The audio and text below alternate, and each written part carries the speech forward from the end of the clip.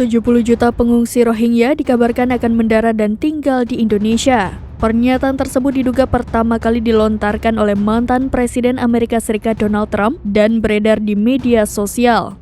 Narasi itu pun kini menuai kontroversi di masyarakat. Dilansir dari serambinews.com pada Jumat 5 Januari 2024, publik digegerkan dengan sebuah unggahan yang mengklaim bahwa Donald Trump mengatakan ada 70 juta Rohingya yang akan tiba di Indonesia.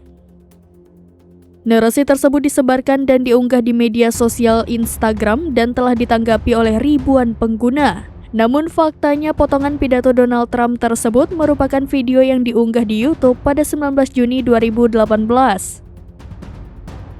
Video tersebut juga tidak menyinggung soal Indonesia maupun pengungsi Rohingya. Sementara itu, klaim 70 juta pengungsi Rohingya akan tinggal di Indonesia itu rupanya tidak sesuai dengan fakta. Sebab menurut data resmi, populasi pengungsi Rohingya tidak sampai 70 juta jiwa.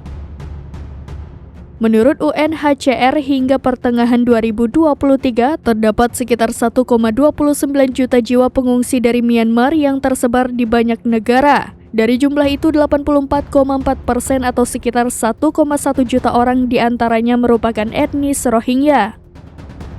Adapun Indonesia bukan negara tujuan utama para pengungsi asal Myanmar tersebut.